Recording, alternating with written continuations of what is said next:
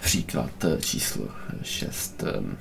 Jak velký je poloměr? R se rovná otazník kruhové výseče. Výseče, že jo, tohle šup. Jejíž středový úhel má velikost 36 stupňů, takže tohle je, já to nebudu psát tu betu, 36 stupňů a obsah se rovná 53,1 cm čtverečních. Takže plán bude asi následující.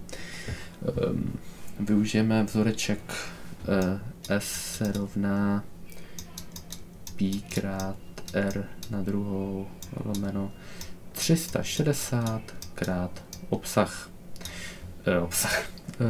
Ten úhel. Protože že víme úhel, víme i obsah, takže z toho logicky zjistíme R na druhou.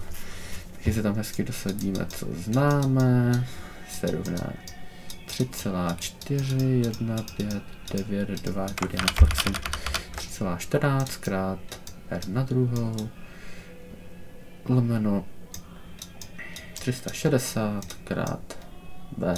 Když nad tím přemýšlím, já nevím, jak přesně tohle to mám ani počítat, ale jo, krát V ne, protože tady už mám, že jo, 36 stupňů, myslím, že to asi můžu mít ve stupních, že to nemusím mít v radiánech.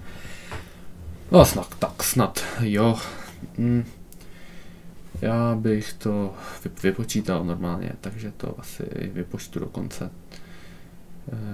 Tam ty stupně úplně nemusí být.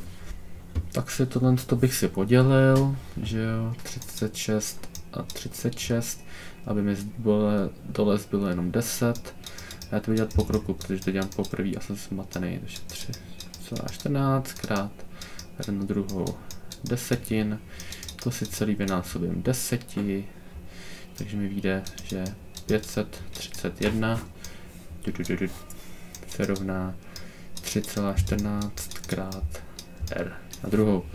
To bych vydělil 3,14 a vydělím-li 531 děleno 3,14, tak mi vyjde tohle číslo a když to odmocním ještě, tak mi vyjde tohle číslo. Dobře, ještě jednou.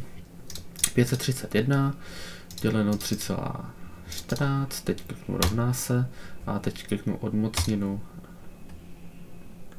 z toho čísla. A proč mi to tam... Já řeknu, že to je těch...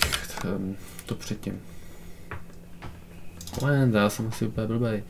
531 děleno 3,14 je 169, no tak to je 13, prostě R se rovná 13 cm, jej!